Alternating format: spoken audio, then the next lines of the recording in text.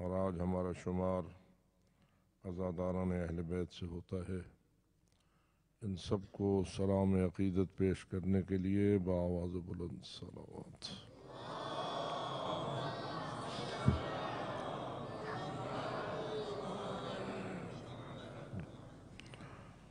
شہدائے اسلام، شہدائے کربلا اور شہدائے مکتب کربلا جن کی جانیں رائے حق پہ قربان ہوئیں، سب کو سلام عرض کرنے کے لیے بآواز بلند صلوات۔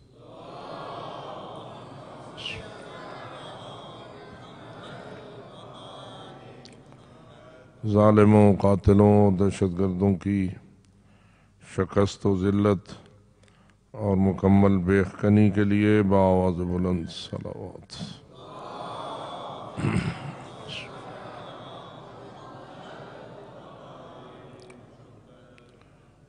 مومنین و مومنات کی حاجات کی برابری، مریضوں اور بیماروں کی شفا یابی، بے آباد جھولیوں کی آبادی اور تمام مشکلات کی مشکل کشائی کے لیے بآواز بلند صلوات۔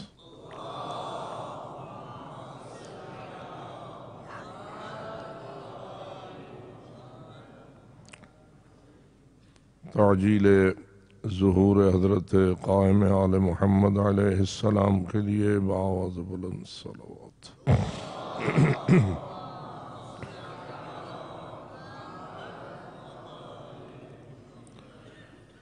ماشاء اللہ لا حول ولا قوة الا باللہ العلی العظیم۔ رب اشرح لی صدری ویسر لی امری واحلل عقدۃ من لسانی یفقہوا قولی۔ اعوذ باللہ من الشیطان اللعین الرجیم۔ بسم اللہ الرحمن الرحیم۔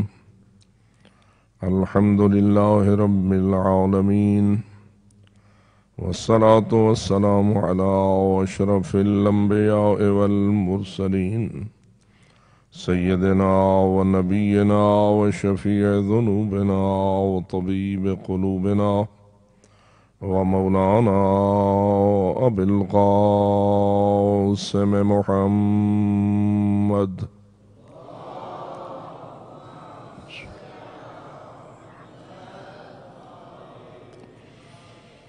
والصلاة والسلام على أهل بيته الطيبين الطاهرين المعصومين الغر الميامين المنتجبين المكرمين الذين قال الله تعالى في شأنهم إنما يريد الله ليذهب عنكم الرجس أهل البيت ويطهركم تطهيرا۔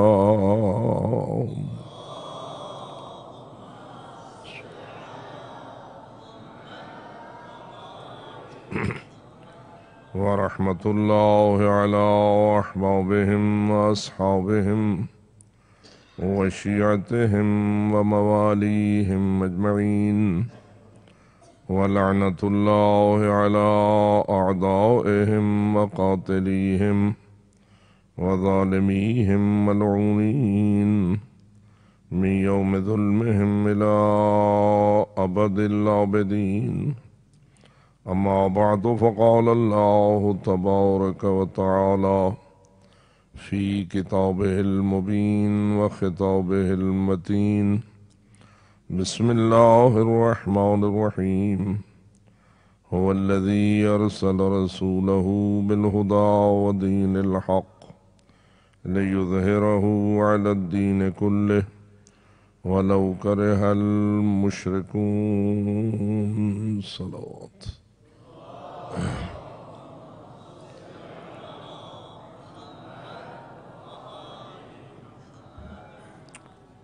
شکر ہے رب کائنات کا جس نے ہمیں وجود اور زندگی کی خیرات سے آراستہ فرمایا اور پھر اس عارضی زندگی کو ابدی نعمات کا حقدار بنانے کے لیے دین حق اور راہ مستقیم صراط مستقیم ہمیں عطا فرمایا۔ اللہ کے نزدیک اس کا اپنا دین سب سے پسندیدہ ترین حقیقت ہے، اس لیے اس نے اپنے دین کے لیے جو نظام بنایا ہے وہ بے مثل و بے مثال ہے۔ جہاں وہ اللہ کی قدرت کا شاہکار ہے وہاں وہ اس کی حکمت کا بھی شاہکار ہے۔ اگرچہ کہ عموماً قدرت کے اظہار کے لیے اور حکمت کے اظہار کے لیے اس عالم تکوین کا حوالہ دیا جاتا ہے، اور خود قرآن مجید نے بھی اس کی طرف توجہ دلائی ہے کہ میں نے اس کائنات کو ایسا خلق کیا ہے کہ حل تری من فطور، کیا تو اس کائنات میں کوئی نقص اور کوئی خلل دیکھنے میں کامیاب ہو سکتا ہے؟ ارجع البصر ثم ارجع البصر، بار بار بار بار اس کو دیکھو، غور و فکر کرو، اس کے کسی نقص اور اس کی کسی کمی کو جتنا بھی تلاش کر سکتے ہو کرو، لیکن ینقلب الیک البصر خاسئا وہو حسیر۔ اللہ نے اعلان کر دیا کہ جتنی بھی تم کوشش کرو گے ناکام رہو گے، اور میری اس کائنات میں کسی قسم کا کوئی خلل اور کوئی نقص تلاش کرنے میں کامیاب نہیں ہو سکو گے۔ لیکن جس پہلو کی طرف آپ کی توجہ مبذول کرانا مناسب ہے وہ یہ ہے، جتنا عالم کائنات اور نظام تکوین کامل ہے اور ہر نقص سے پاک ہے، اس سے بھی زیادہ نظام تشریع، نظام ہدایت اور دین حق زیادہ کامل ہے، زیادہ اکمل ہے، اور اس میں بھی کسی قسم کا کوئی نقص نکالنا ایک انسان تو بجائے خود ساری کائنات کے انسان اولین و آخرین بھی اگر اکٹھے ہو جائیں تو خالق کے دین میں اور اس کے اس نظام تشریع میں کوئی خلل اور کوئی نقص نکالنے میں ناکامیاب ہوئے ہیں اور ناکامیاب ہو سکتے ہیں، اس لیے کہ جس طرح اس کی مکمل قدرت و حکمت کا اظہار عالم تکوین میں ہے، جبکہ عالم تکوین اللہ کو اتنا محبوب نہیں ہے جتنا عالم تشریع اس کو محبوب ہے۔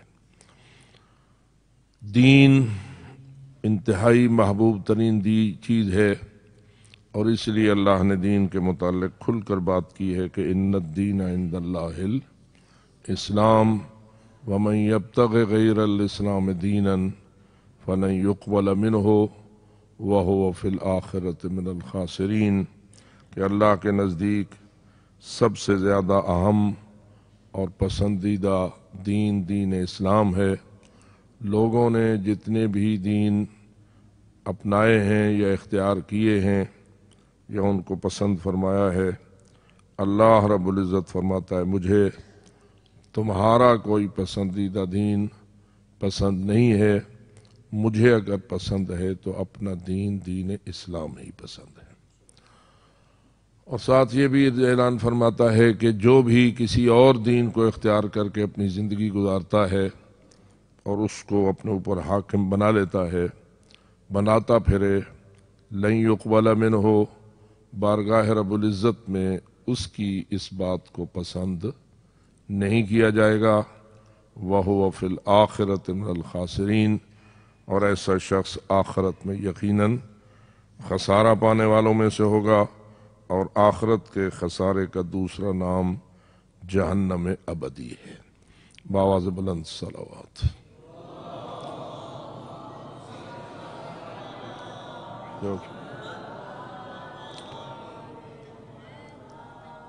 बार दीगर भी सलावत पढ़ लें।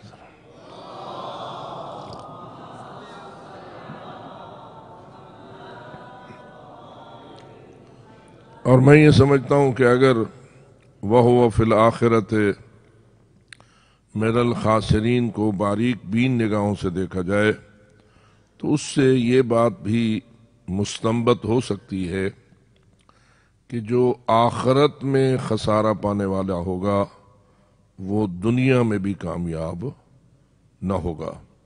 अगरचे कि लोग ये समझेंगे कि वो कामयाब है, लेकिन जिसे हकीकी कामयाबी का नाम दिया जा सकता है और जो वाकई कामयाबी है वो दुनिया के हवाले से भी उसे हासिल नहीं हो सकती जो दीन इस्लाम को छोड़कर किसी और दीन को पसंद करता है।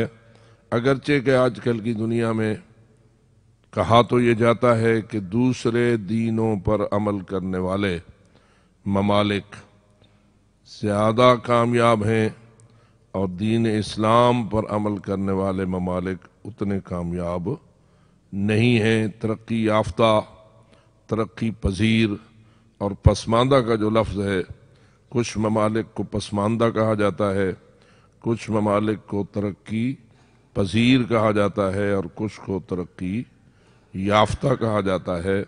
तो ज़रा फरमाइए जो मुसलमान अक़वाम हैं वो किस खाते में हैं? आया वो पसमानदा के खाते में हैं, तरक्की पजीर के खाते में हैं या तरक्की याफ्ता के खाते में हैं? तो आपके यहाँ मशहूर मीडिया में क्या है जी? मुसलमानों को पसमानदा कहा जाता है। अगर कोई इक्का दुक्का निकलता भी है तो वो तरक्की पजीर की मंजिल तक पहुंचता है। तरक्की याफ्ता होना तो इसकी कोई सोच ही हमारे माशरे में मौजूद नहीं है। इससे लोग ये इस्तेदलाल कर सकते हैं कि दीन इस्लाम को इख्तियार करने वाले कामयाब नहीं होते इस दुनिया में। अगर इस दुनिया में कामयाब होते हैं तो वही जो दीन गैर इस्लाम को इख्तियार करते हैं। लेकिन आज जो आप इस मस्जिद में तशरीफ़ फरमा हैं, आपका ख्याल या अकीदा या नज़रिया क्या है? दुनियावी एतबार से भी वो ज़्यादा कामयाब हैं या मुसलमान ज़्यादा कामयाब हैं? ज़रा इसको इस तरह देखिए कि हज़रत अमीरुल मोमिनीन अली इब्न अबी तालिब अलैहिस्सलातु वस्सलाम मेहराब मस्जिद कूफा में ज़रबत खा रहे हैं। आपके सर अक़दस से खून जारी होता है, आपके चेहरे को भी रंगीन करता है और आपके रीश अतहर को भी रंगीन करता है। और वो ज़रबत फ़कत तलवार की ज़रबत नहीं होती बल्कि वो ज़हर की तासीर भी होती है कि वो ज़ारिब मलून अब्दुर्रहमान इब्न मुलजम ये कहता है कि इश्तरैतहु बेअल्फ़ व सम्ममतहु बेअल्फ़, मैंने 1000 दिरहम की ये तलवार ख़रीदी थी तो 1000 दिरहम की मैंने इसे ज़हर पिलाई थी। कैसे कहती है अली की बेटी कि उसका बाप इस वार से बच जाएगा। तो अज़ीज़ान मन, इतनी संगीन ज़रबत जिसने शेर खुदा को दोबारा अपने कदमों पर उठकर चलने की कुदरत भी छीन ली थी।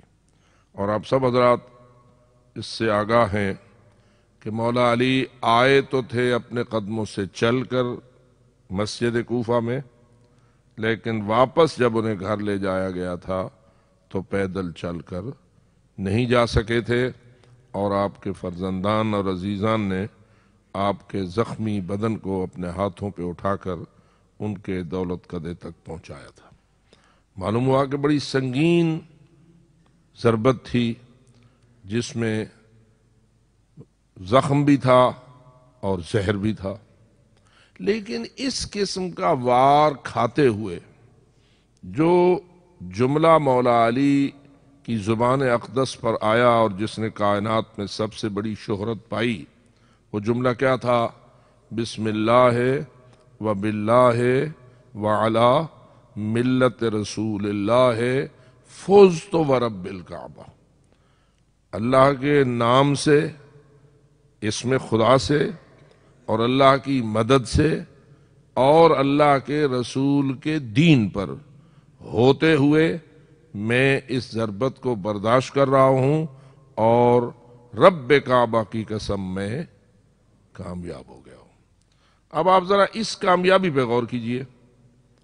مولا امیر المومنین اپنے مضروب ہونے اور اپنی اس ضربت کو کھانے جو آپ کی شہادت کا باعث بنتی ہے، اور آپ اس سے پھر بچنے میں کامیاب نہیں ہو سکتے اور اس دنیا کو الوداع کہہ دیتے ہیں۔ سوال یہ پیدا ہوتا ہے کہ کیا تلوار کھانے والا ایسا مجروح شخص کہ جو تلوار اس کی زندگی کے خاتمے کا باعث بن جائے اور اس دنیا سے الوداع کہنے کا باعث بن جائے، کیا وہ تلوار کھانے میں بھی کوئی کامیابی ہوتی ہے؟ عام طور پر تو کامیابی ہوتی ہے دوسرے کو مار دینے میں، دوسرے کو شکست دینے میں، دوسرے کو گرا دینے میں۔ کسی کو مارنا، شکست دینا اور اس کو ختم کرنا، ایسے شخص کو فاتح کہا جاتا ہے، ایسے شخص کو کامیاب کہا جاتا ہے۔ لیکن خدا جانے آپ کا فارمولہ کیا ہے کہ امیر المومنین ضربت کھاتے ہیں تو فرماتے ہیں کہ رب کعبہ کی قسم میں کامیاب ہوں، اور سارا خاندان کربلا میں درجہ شہادت پہ فائز ہو جاتا ہے۔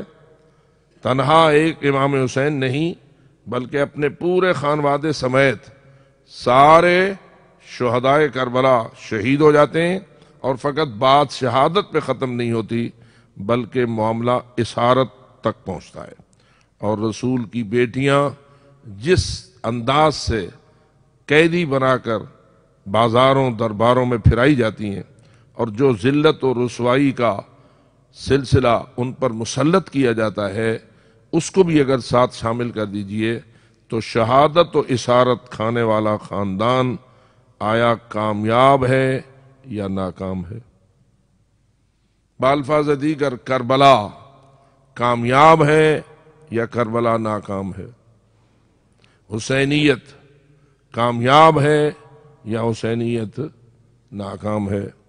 حسینیت زندہ باد ہے اور یزیدیت مرد آباد ہے، یا حسینیت اس شان سے آراستہ نہیں ہوئی اور یہ شان حسینیت کو حاصل نہیں ہوئی؟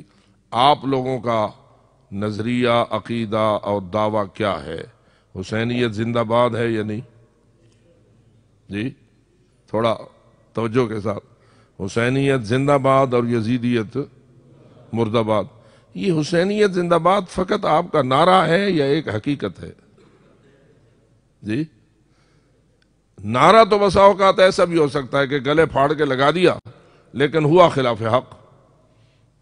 ناحق نعرے بھی تو لگتے ہیں نا، دنیا میں ہیں ہزارہا نعرے لگانے والے کہ ان کے نعرے میں کوئی حق و حقیقت موجود نہیں ہوتی، سب کچھ باطل ہوتا ہے لیکن نعرے لگتے ہیں۔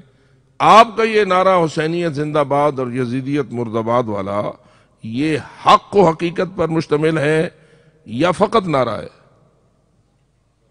تو اپنا عقیدہ بیان فرمائیے۔ جو مانتے ہیں کہ حسینیت حق ہے اور یقیناً زندہ باد ہے، وہ بآواز بلند صلوات بھیجیں۔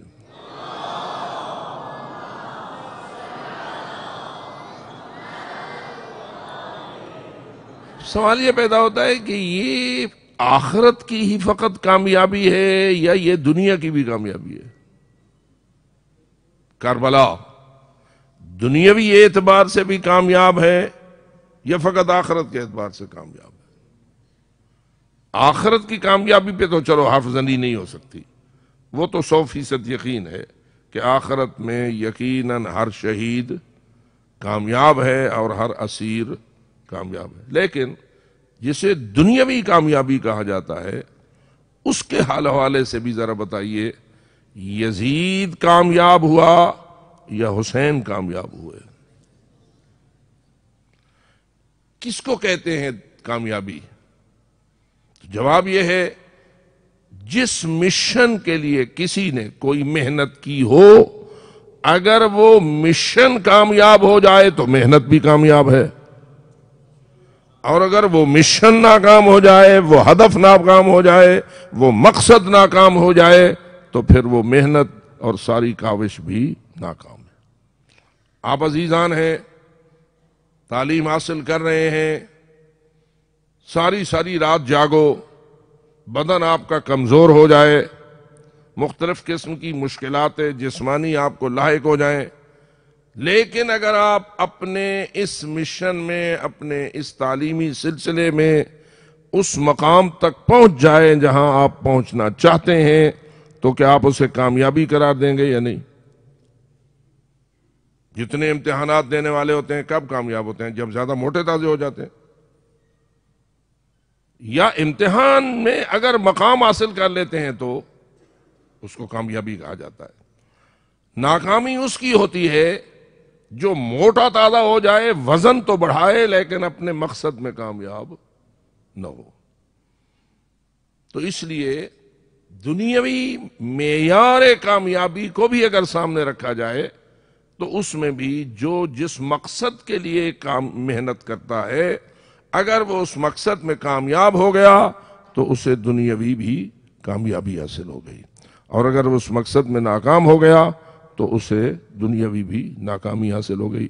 فرمائیے، یہ جو کربلا کا واقعہ ہوا تھا، اس میں امام حسین کا مشن کیا تھا اور یزید کا مشن کیا تھا؟ پھر یزید اپنے ہدف میں ناکام رہا یا کامیاب ہوا، اور امام حسین اپنے ہدف میں ناکام رہے یا کامیاب رہے؟ تو جواب یہی آئے گا، یزید اپنے مشن میں ناکام رہا اور حسین اپنے مشن میں کامیاب رہے۔ پس نتیجہ یہ نکلا کہ دنیاوی کامیابی بھی اسی طریقے پر مشتمل ہے جس سے آخرت کی کامیابی حاصل ہو۔ اگر انسان اس راستے پہ چلے کہ جس راستے میں آخرت کی کامیابی حاصل نہ ہو، اور خیال کرے کہ میں دنیا میں کامیاب ہوں، اس کی کامیابی حقیقی کامیابی نہیں ہوتی۔ کیا خیال ہے، امریکی صدر صاحب کامیاب ہیں یا ناکام ہیں؟ بڑے پیسے اکٹھے کیے، پتہ نہیں کتنے کتنے اونچے ٹاور ان کے بنے ہوئے ہیں، ارب ہا ڈالرز کی ملکیت ان کی اپنی موجود ہے۔ کیا خیال ہے، کامیاب ہیں یا ناکام ہیں؟ مسئلہ یہ ہوتا ہے۔ تو اس لیے میرے عزیز مہربانو، اصلی بات ہدف پر ہے۔ ہدف پاکیزہ ہونا چاہیے پہلے نمبر پر، جس کو آپ اپنی نماز میں دعا کے طور پر کہتے ہیں، اہدنا الصراط المستقیم، اے اللہ ہمیں کس چیز کی ہدایت فرما؟ صراط مستقیم کی۔ وہ صراط مستقیم کیوں صراط مستقیم کہلاتا ہے؟ اس لیے کہ وہ صراط مستقیم چلنے والے کو اپنی حقیقی منزل تک پہنچاتا ہے، اور جو حقیقی منزل پر پہنچے اس کو پہنچانے والا راستہ بھی کامیاب ہوتا ہے، اور نتیجتاً کامیابی اسی بندے کا مقدر ہوتی ہے کہ جو اپنے حقیقی منزل تک پہنچنے میں کامیاب ہو جاتا ہے۔ اس لیے میں سمجھتا ہوں کہ یہ سوال بھی اپنے مقام پر ہمارے ذہن میں روشن ہونا چاہیے کہ ہم مسلمان جو اسلام کو اللہ کا دین مانتے ہیں اور اپنے لیے دین مانتے ہیں، آیا ہم کامیاب ہیں یا ناکام ہیں؟ فقط آخرت میں کامیاب ہیں یا دنیا میں بھی کامیاب ہیں؟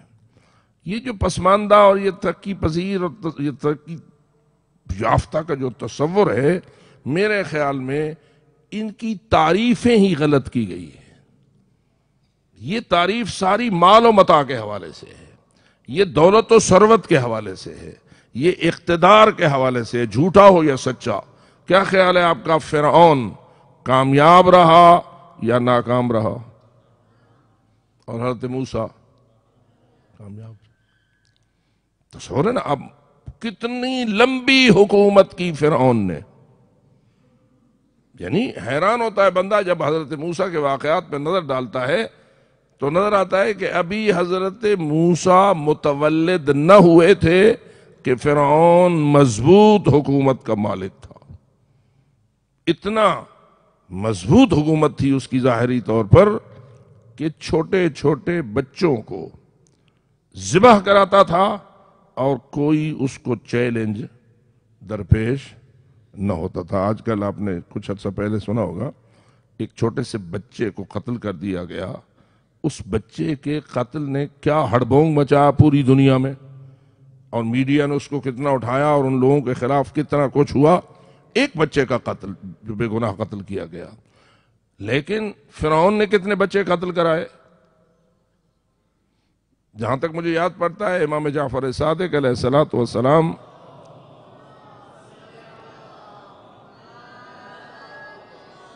کہ ایک ارشاد میں نقل ہوا ہے کہ آپ نے فرمایا فرعون نے 20,000 بچے قتل کروائے. یہ حضرت موسیٰ کی تشریف آوری سے پہلے یا حضرت موسیٰ کی تشریف آوری کے بعد؟ وہ تو پہلے سے قتل کروانا شروع ہو گیا تھا. تو اس زمانے سے وہ حکمران تھا تاکہ حضرت موسیٰ جوان ہوئے، حکومت اسی کی تھی. حضرت موسیٰ چلے گئے، حضرت شعیب کی بیٹی سے ان کی شادی ہوئی. 8 یا 10 سال کا بکریوں کا چرانا اس نکاح کا حق مہر قرار پایا، اور حضرت موسیٰ نے اس حق مہر کو بھی پورا ادا کیا، اور 10 سال تک وہ وہاں بکریاں بھی چراتے رہے. پھر واپس تشریف لائے. پھر کتنا لمبا عرصہ فرعون کے ساتھ مقابلہ ہوتا رہا، معجزات میں معجزات دکھاتے رہے، اور اس کو رب العالمین کے برحق ہونے کی طرف دعوت دیتے رہے، اور اس کے جھوٹے رب ہونے کو اس کے سامنے روشن کرتے رہے. لیکن پھر بھی فرعون کی حکومت قائم رہی، اور حضرت موسیٰ علیہ السلام اپنے اس ظاہری طریقے سے کامیاب نہ ہوئے. بالآخر فرعون کو اللہ نے دریا میں غرق کیا، اور اس کی ساری قوم بھی، اس کا لشکر بھی اس دریا میں غرق ہوئے. اب میں پوچھتا ہوں کہ فرعون کامیاب رہا یا ناکام رہا؟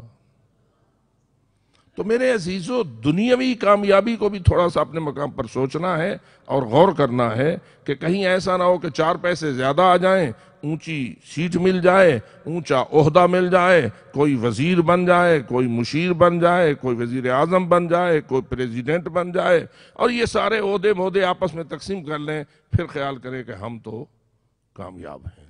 میرے خیال میں اس کو کامیابی کہنا مناسب نہیں ہے.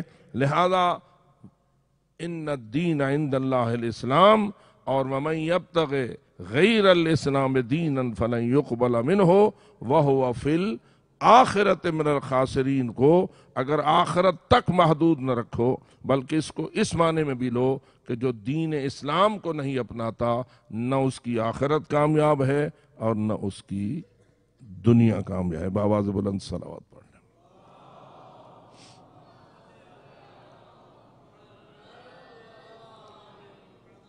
آخرت کا بھی خسارہ اور دنیا کا بھی خسارہ ایسے شخص کا مقدر ہوتا ہے.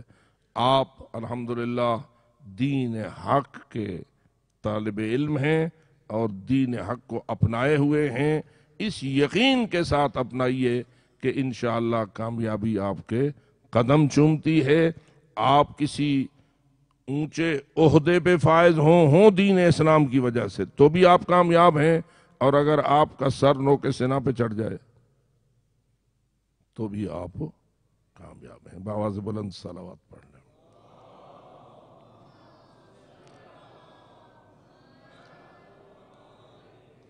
تو میں یہ عرض کرنے کی سعادت پا رہا ہوں کہ اللہ کے نزدیک سب سے محبوب ترین چیز اللہ کا دین اسلام ہے. اور اس کی ایک دلیل یہ ہے کہ دین اسلام پر کون کون قربان ہوا، کس کس نے دین اسلام پر اپنی جان نثار کی. اگر اس پہلو کو بھی سامنے رکھیے تو جتنی بھی اللہ نے بلند ترین ہستیاں بنائیں، جن کی عزت و عظمت و فضیلت کو بے مثل و بے مثال قرار دیا، ان کے بے مثال عظمت کا مالک ہونے کی ایک نشانی یہ ہے کہ انہوں نے اپنی جان کو اسلام پہ قربان کیا. کوئی ایسی بزرگ ہستی نہیں ہے کہ جو دین سے اپنی جان کو بچائے، دین کے راستے پر قربان ہونے سے گھبرائے اور پھر وہ باعظمت ہو اور باعزت ہو اور بافضیلت ہو. وَمِنَ النَّاسِ مَن يَشْرِي نَفْسَهُ ابْتِغَاءَ مَرْضَاتِ اللَّهِ وَاللَّهُ رَءُوفٌ بِالْعِبَادِ. یہ کس کی تعریف ہو رہی ہے؟ اس ہستی کی تعریف ہو رہی ہے کہ جو کیا کرتا ہے؟ مرضات الہی، اللہ کی پسند کے لیے، اللہ کی رضا کے لیے اپنی جان کو بیچ دیتا ہے. اور یہ کون سی ہستی تھی جس کی شان میں یہ آیت کریمہ نازل ہوئی؟ مولا میں کبھی کبھی سوچتا ہوں، یا اللہ تو مولا علی کا نام لے لیتا، ہمارے لیے بڑا مزیدار کام ہوتا اور ہمارا بھی بڑا سر اونچا ہو جاتا کہ علی کا نام آ گیا ہے قرآن مجید میں. لیکن اللہ نے کچھ دستور یہ اپنایا ہے، علی کے کمالات کو بیان کرتا ہے قرآن میں، علی کا نام نہیں لیتا. اب آپ کا کیا خیال ہے، کمال بیان کرنا زیادہ مؤثر ہے یا نام لینا زیادہ مؤثر ہے؟ جو روش قرآن مجید کی آپ کے سامنے ہے، بسم اللہ سے لے کے والناس تک، ہے تو سارا قرآن ہی آپ کے عقیدے کے مطابق محمد و آل محمد کے فضائل کو بیان کر رہا ہے، ان کے مناقب کو بیان کر رہا ہے، ان کی شان کو واضح کر رہا ہے. مختلف طریقوں سے واضح ہو رہی ہے شان آل محمد، لیکن نام نہیں آ رہا. رسول اکرم کا نام آ رہا ہے لیکن اہل بیت کا نام یا اہل بیت کے لفظ سے آتا ہے یا اپنا نام ان کا نہیں آ رہا. نہ علی، نہ فاطمہ، نہ حسن، نہ حسین، نہ ان کے دیگر فرزندان، ان کا وہ نام نہیں آ رہا. لیکن کیا طریقہ ہے قرآن مجید کا؟ قرآن ان کے کمالات کا بیان کرتا ہے، ان کے کمالات کے قصیدے پڑھتا ہے. بس معلوم ہوا کہ ایک چیز کا مؤثر ترین طریقہ بیان کرنے کا یہ ہے کہ اس کے کمال کو بیان کرو. اس کا نتیجہ یہ نکلے گا کہ کامل کا بھی قصیدہ ہو جائے گا، کمال کا بھی قصیدہ ہو جائے گا. اور ہمیشہ کے لیے یا رسول اللہ،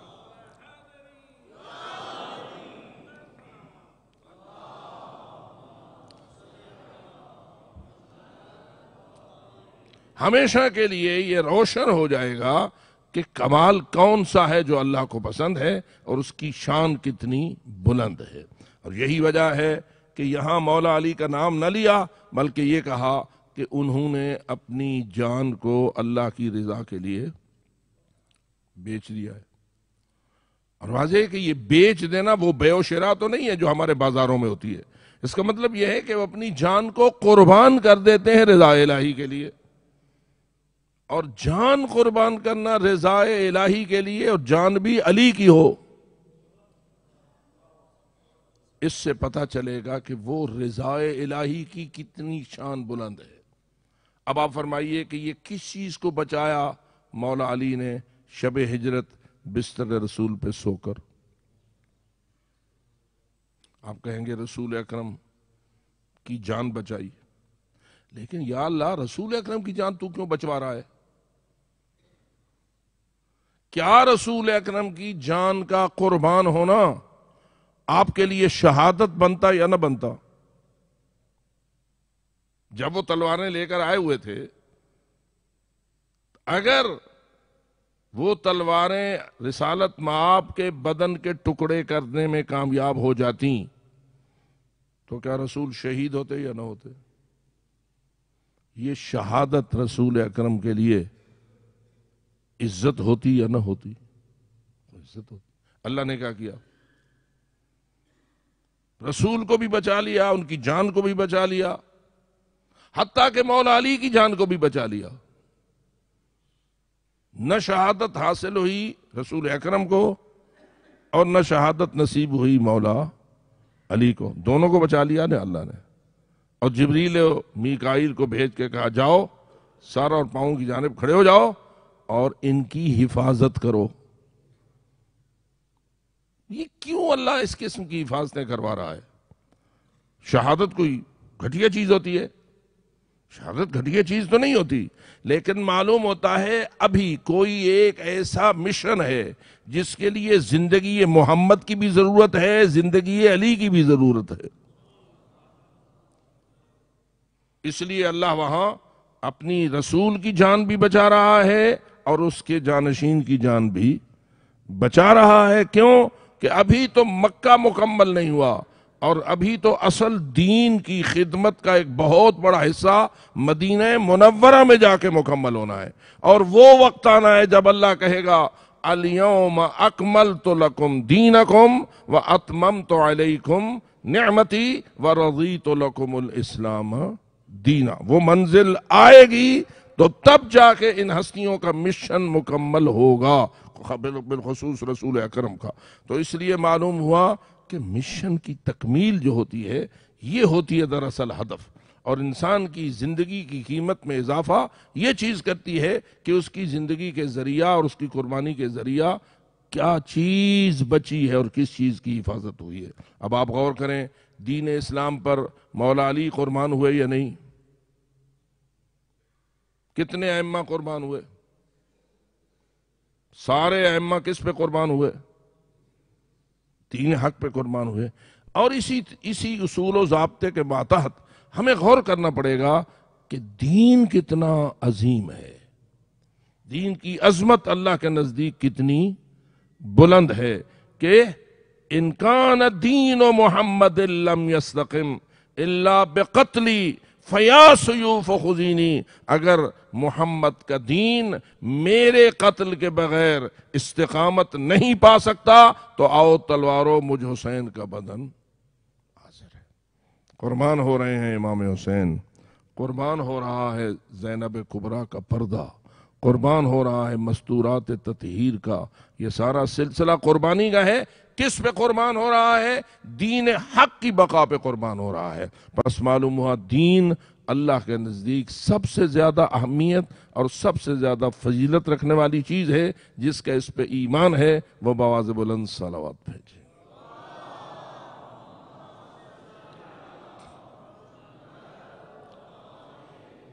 یہیں سے ہم یہ سمجھ سکتے ہیں کہ جو دین کی بقا میں اور دین کی ارتقاء میں زیادہ حصہ شامل کرتا جاتا ہے، اتنا ہی اس کا رتبہ اللہ کے نزدیک بلند ہوتا جاتا ہے۔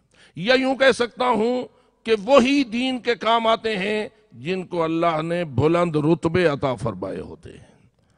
اگر میں کبھی سوچتا ہوں کہ ایسا کیوں ہے کہ اول ما خلق اللہ نوری، رسول اکرم فرماتے ہیں کہ سب سے پہلے اللہ نے میرے نور کو خلق فرمایا۔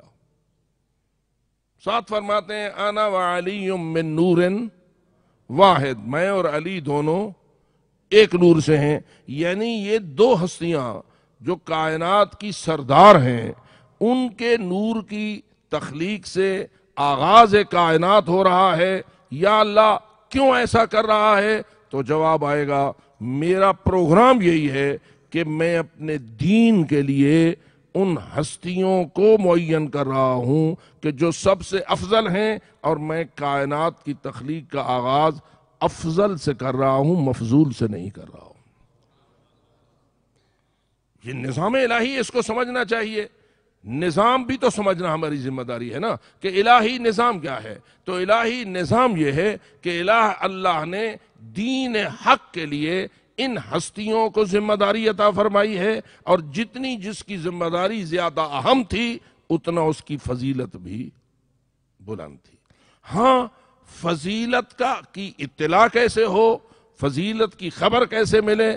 تو اللہ نے اپنے رسول کی یہ ذمہ داری لگائی تھی کہ یا رسول اللہ، میں نے آپ کو ایسی اہل البیت عطا فرمائی ہے جیسی کسی نہ نبی کو دی ہے اور نہ کسی رسول کو عطا فرمائی ہے۔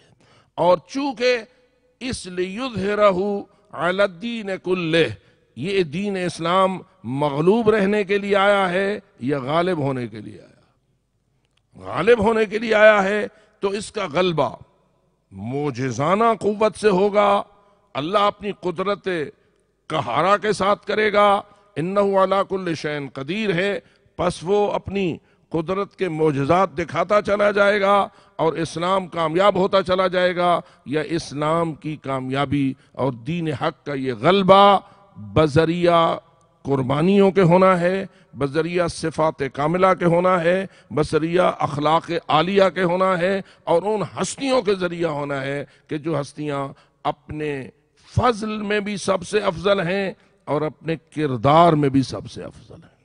تو اس لیے میرے محترم دوستو، آج آپ جو بی بی طاہرہ حضرت جناب فاطمۃ الزہرا سلام اللہ علیہا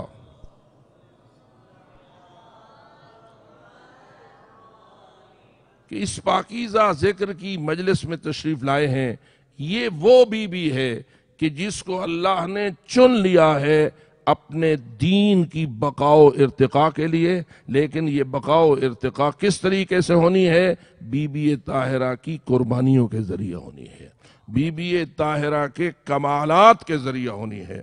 انہوں نے اپنے صفات کاملہ کا اس انداز سے دین کے لیے اظہار کرنا ہے، اور دین کے لیے انہوں نے اپنے ان خدمات کو اس طرح پیش کرنا ہے کہ دین بچ جائے گا، زہرا مصیبت کا شکار ہو جائے گی، لیکن زہرا کے مصائب بھی زہرا کی عظمت کا نشان بنے گے اور زہرا کی فضیلت کا نشان بنے گے۔ یہی وجہ ہے کہ ہم اس بات پر ایمان رکھتے ہیں کہ جتنا ظلم ہوتا گیا اتنا زہرا اپنے صبر کے مظاہرے میں کامیاب ہوتی گئی۔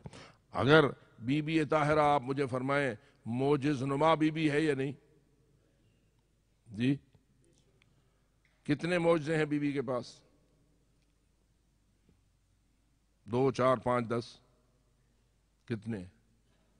ذرا اس حدیث پر توجہ کر دیجئے جس میں کہ حضرت امام پنجم امام محمد باقر علیہ السلام نے اشارہ کیا اور فرمایا کہ اللہ کے 73 اسماء اعظم ہیں، ان میں سے ایک اللہ نے اپنے پاس رکھ لیا ہے مخفی، اور 72 ہم محمد و آل محمد کو عطا فرما دیے۔ اور ہر اسم اعظم قوت اعجاز رکھتا ہے، قدرت اعجاز رکھتا ہے۔ ہر اسم اعظم میں جیسے آپ سنتے ہیں ٹھوکر ماری حضرت امیر المومنین نے مردہ زندہ ہو گیا، حضرت امام زین العابدین علی ابن الحسین علیہ السلام کے سامنے ان کے ایک زائر کی بیوی مدینہ سے باہر فوت ہو گئی، اس نے آ کے خبر دی کہ وہ آپ کے زواری کے لیے آ رہی تھی اور بیچاری باہر فوت ہو گئی۔ حضرت نے ہاتھ اٹھائے، 2 رکعت نماز پڑھی، کچھ پڑھا، اور اس کے بعد فرمایا جا، ہم نے اسے اللہ سے 30 سال مزید زندگی دلوا دی۔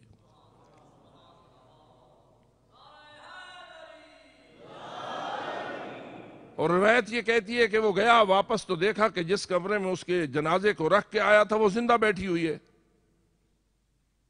پوچھا کیا ہوا؟ کہا بس مجھے اتنا پتا چلا کہ ایک فرشتہ آیا تھا، وہ میری روح کو لے کے جا رہا تھا کہ آگے سے ایک خوبصورت نوجوان ظاہر ہوا اور اس نے کہا کہ اے ملک الموت، ہم نے اس کی زندگی کو اللہ سے بڑھوا دیا ہے، جا اس روح کو واپس اسی مقام پہ پہنچا۔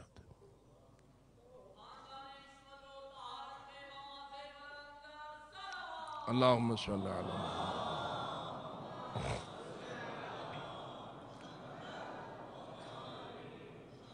اور وہ بی بی کہتی ہے کہ میں نے آخری منظر یہ دیکھا تھا کہ ملک الموت اس جوان کے ہاتھوں کو بوسے دے رہا تھا۔ اس کے بعد یہ منظر میری آنکھوں سے غائب ہو گیا، یعنی میں زندہ ہو گئی اور وہ منظر میری آنکھوں سے غائب ہو گیا۔ لے کے چلا وہ اپنی زوجہ کو، پہنچا حضرت امام سجاد کے دولت قدے پر، جوں ہی اس خاتون کی نگاہ امام سجاد پہ پڑی تو یہ کہنے پہ مجبور ہو گئی واللہ یہی وہ جوان ہے۔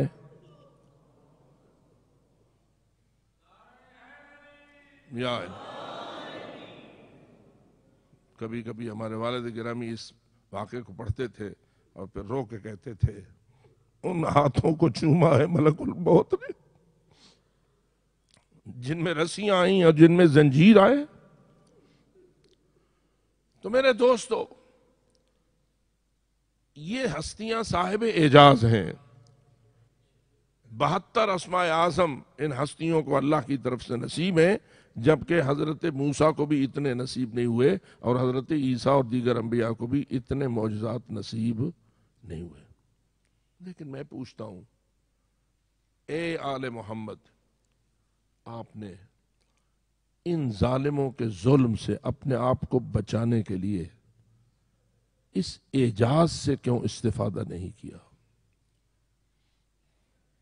کیا خیال ہے؟ وہ دروازہ جو بی بی طاہرہ کی پسلی کو توڑ گیا،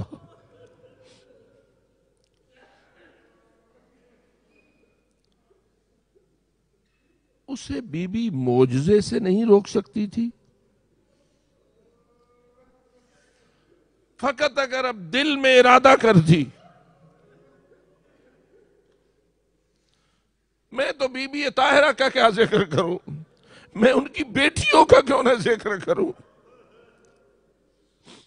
وہ ثانی زہرا حضرت جناب زینب کبریٰ اگر اپنے اللہ سے یہ التجا کر دیتی، صاحب کرامت بھی ہے، اے اللہ سب کچھ ہو، میری چادر نہ چھننے پائے،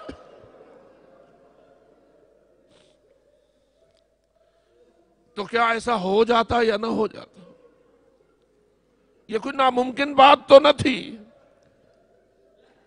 اس خاندان کی عظمت اور رفعت اور فضیلت کو سامنے رکھتے ہوئے، ان کے اعجاز کو سامنے رکھتے ہوئے، ہم عقیدت مندان تو مجبور ہے کہ یہ کہے جو چاہے وہ ہو سکتا ہے۔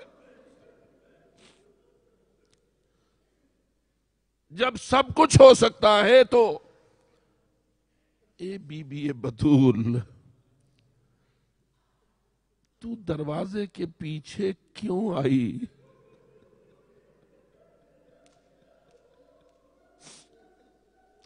کیا آپ کو علم نہ تھا؟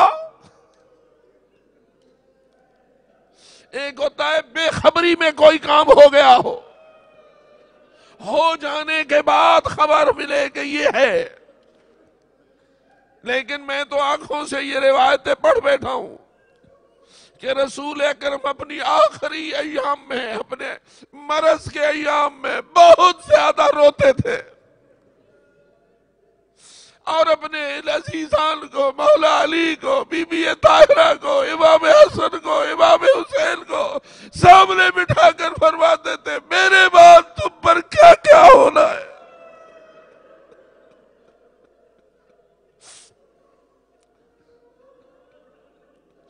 کانی انظر الیک، اے میری بیٹی زہرا، گویا میں دیکھ رہا ہوں، وانت خلف الباب، تو دروازے کے پیچھے کھڑی ہے۔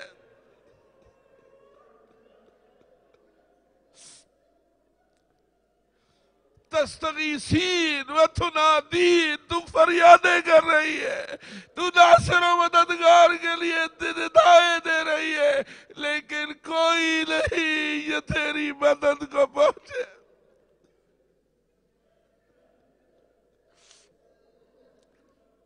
اور تو دروازے کے پیچھے رو کے کہتی ہے واہ بتا۔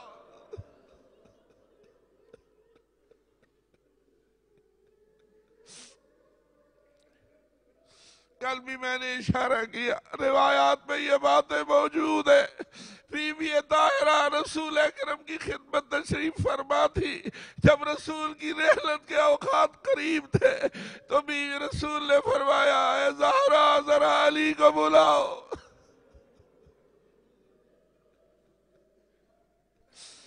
بیوی نے حسنین شریفین کو بھیجا، کہا جاؤ بابا کو کہو نانا آپ کو بلا رہے ہیں، علی جلدی تشریف لائے۔ جب آئے تو فرمایا اس کمرے سے باقی سارے نکل جاؤ، رہ گئے علی، رہ گئی زہرا، رہ گئے حسنین۔ اب تاریخ کہتی ہے، وہ روایات کے جملے یہ ہے، رسول اکرم نے پہلے اپنی بیٹی زہرا کے ہاتھ کو پکڑا، اپنے سینے پہ رکھا اور جی بھر کے روئے۔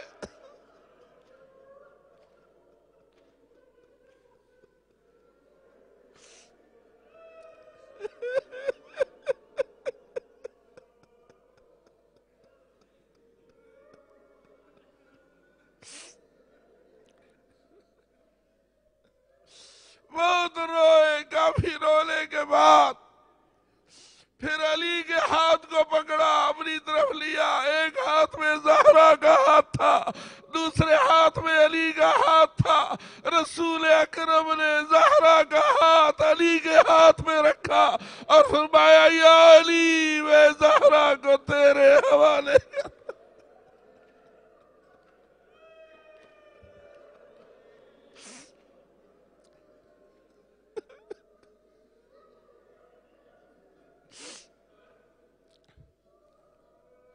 مجھے یقین ہے تو میری زہرا کی پوری خدمت کرے گا اور پوری حفاظت کرے گا، لیکن اے علی میرے بعد جو مصائب تم پہ آئے میرے ساتھ وعدہ کرو ان کا مقابلہ صبر سے کرو گے۔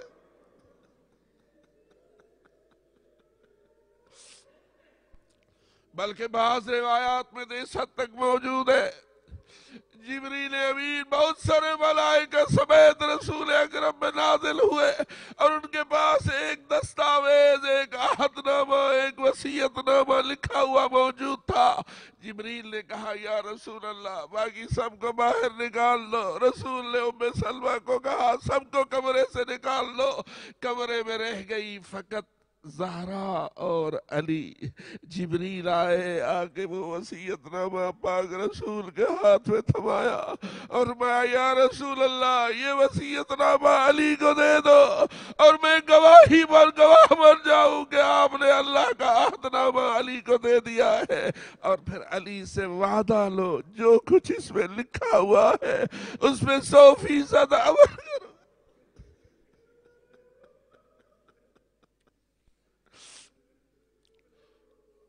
اب بتائیے کتنا سخت ہے مولا علی کے لیے یہ بات کہ کوئی دروازے پہ آئے ہیں، اکیلے نہیں آئے بلکہ آگ اور لکڑیاں ساتھ لائے۔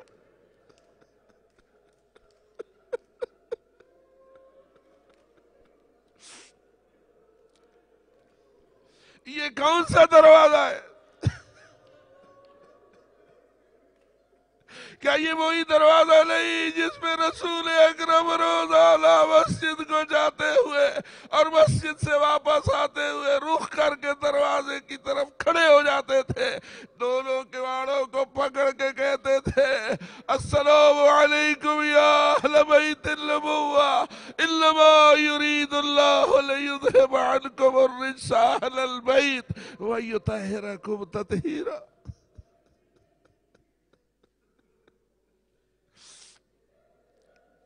میں اکثر یہ عرض کرنے کی سعادت حاصل کرتا ہوں یا رسول اللہ گھر آپ کی بیٹی کا ہے، آپ کا گھر میں کوئی پردہ نہیں ہے، آپ اندر تشریف لے جائیے۔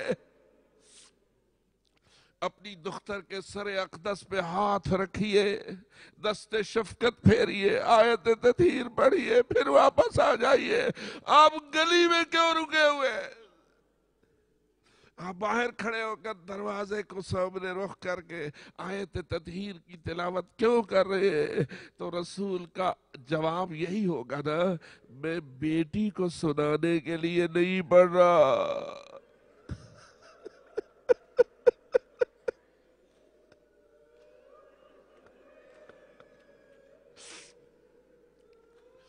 میں تو ان لوگوں کو سنانے کے لیے پڑھ رہا ہوں۔ آقا وقت نماز ہے اور میرے سارے صحابہ اپنے اپنے گھروں کو چھوڑ کر مسجد کی طرف آ رہے ہیں، پھر نماز پڑھ کے اپنے گھروں کو جا رہے ہیں۔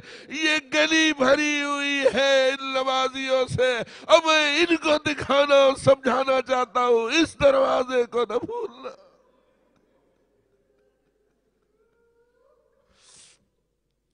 اب میں آپ سے پوچھتا ہوں کہ ذرا مجھے اتنا بتائیے وہ کون تھے جو آگ لائے تھے؟ کیا انہوں نے رسول اکرم کی اس کیفیت کو دیکھا نہ تھا؟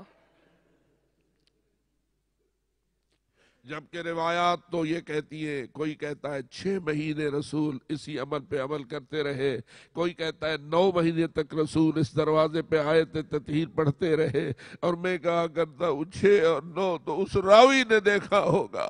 مجھے تو یہ دل مانتا ہے جب سے آیت تطہیر نازل ہوئی تھی رسول نے امت کو یہ سمجھانے کے لیے کہ وہ اہل البیت کون ہے، اس دروازے کے اوپر رکنا اور اس طریقے سے امت کے سامنے اہل البیت کی عظمت کو روشن کرنا، اس کا وتیرہ اپنا رکھا تھا. لیکن خدا جانے وہ لوگ کون تھے.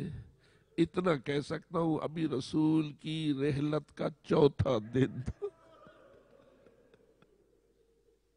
پیغمبر اکرم کی رحلت کو چوتھا دن تھا. اے پاکستانی مومنو ازادارو، ہمارا تو کوئی چھوٹا سا بھی فوت ہو جائے اب کئی دنوں تک اس کی صفحے ماتم بچھائے رکھتے ہیں.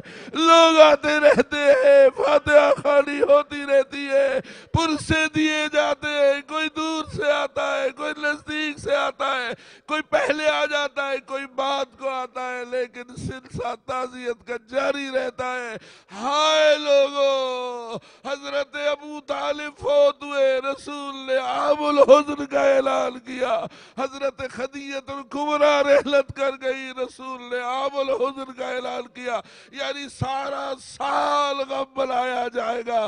اگر خدیجہ الکبریٰ کے لیے 1 سال ہے، ابو طالب کے لیے سال پورا غم بنایا جا رہا ہے. اور جب رسول اس دنیا سے رحلت کر گئے،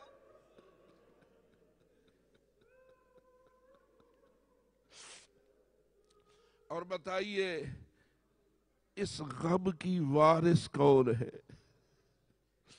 اس صفحے ماتم کی وارث کون ہے؟ اگر ہے تو اکیلی زہرا وارث ہے یا علی و حسنین وارث ہے. اور یہ گھر وہ ہے جس میں زہرا بھی ہے، جس میں علی بھی ہے، جس میں حسنین.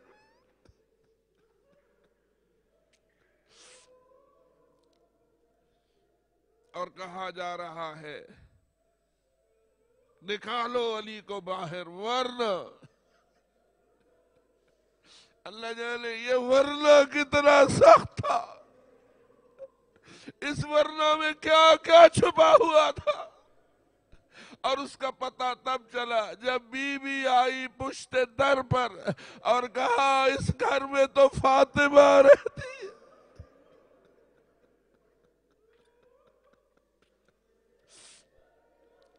گویا بی بی یہ کہنا چاہتی تھی سارے اپنی آنکھوں سے دیکھ چکے ہو، اپنے کانوں سے سن چکے ہو کہ میرا رسول میری کتنی توقیر کرتا تھا، کتنا احترام کرتا تھا، کس طرح میرے لیے کھڑا ہو جاتا تھا، کس طرح میرا ماتھا چومتا تھا، کس طرح میرے ہاتھوں کو چومتا تھا. روایت کہتی ہے اس وقت تک رسول اپنے بستر خواب پہ نہ جاتے تھے جب تک اپنی زہرا کا بوسہ نہ لے لیتے تھے.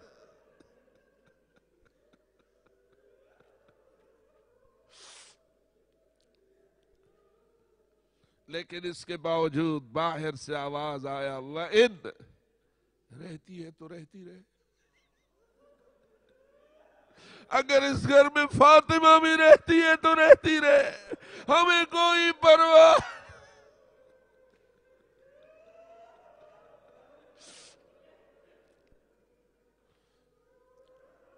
اللہ جانے کتنے مقام صبر بلند پہ فائز ہے رسول کی بیٹی.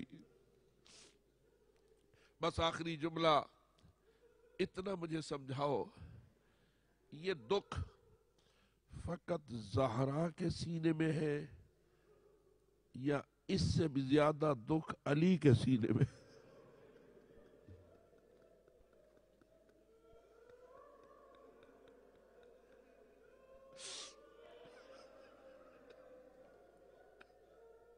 میں تو یہ سمجھتا ہوں جس کے لابوس کو چھڑکیاں ملے،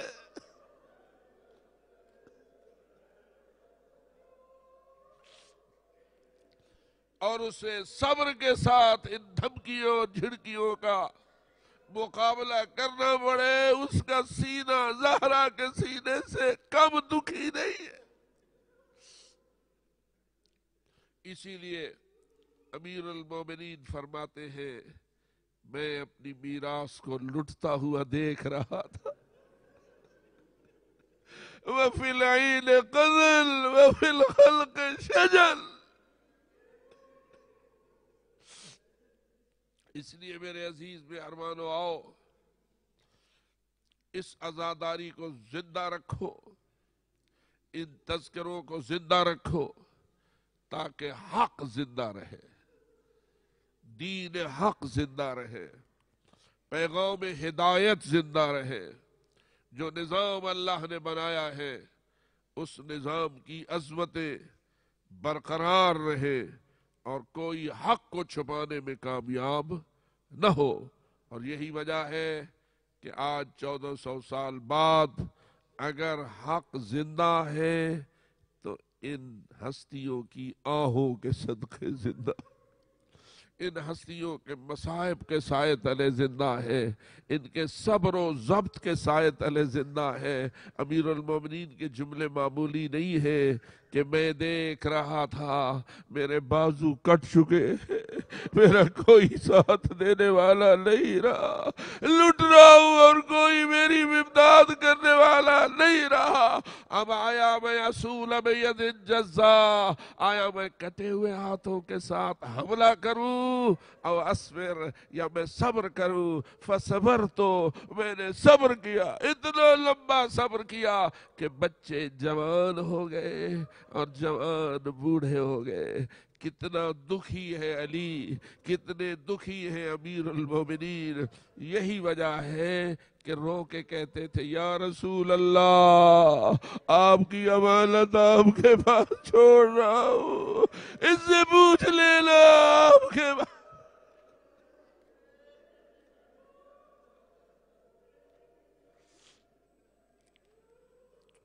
الا لعنت اللہ علی القوم الظالمین وسیعلم الذین ظلموا ای منقلب ینقلبون۔